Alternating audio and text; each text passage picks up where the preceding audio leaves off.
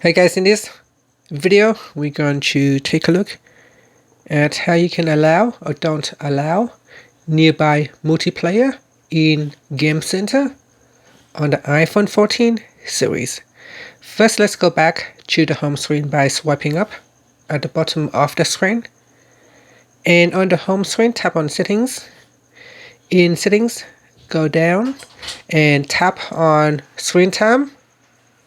Next, we go down and tap on Content and Privacy Restrictions. Then tap on Content Restrictions.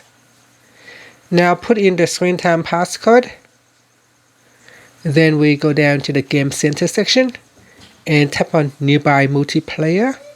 Now in here you can choose between allow or don't allow. So select one of the options and then tap on the back key to go back to Settings.